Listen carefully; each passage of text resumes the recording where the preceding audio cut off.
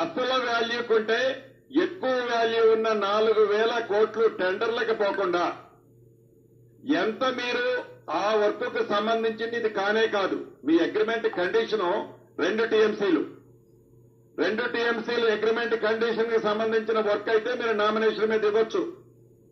అది కాదని 3వ టీఎంసీకి సంబంధించిన ఎడ్వర్డ్స్ కి సంబంధించిన 4,000 కోట్లు సేమ్ కంపెనీకి ఏ బెస్ తో మీరు 4,000 కోట్లకి ఇచ్చారు? అది టెండర్ ఎందుకు కాల్ఫర్ చేయలేదు? ఇక దాని డౌన్ స్ట్రీమ్ లోకి పోతే అక్కడ మీకు డిశ్చార్జ్ 3వ టీఎంసీకి సంబంధించింది మీరు ఫస్ట్ టర్నల్ కింద టెండర్ మీరు శాంక్షన్ చేసుకున్నారు. టర్నల్ చేయడానికని మీరు శాంక్షన్ చేశారు. ఆ తదుపరి మీకున్న ఒత్తిళ్లతో టర్నల్ అయితే మాకు ప్రభుత్వానికి వారికి కావాల్సింది రాదు అని పైప్ లైన్ కింద కన్వర్ట్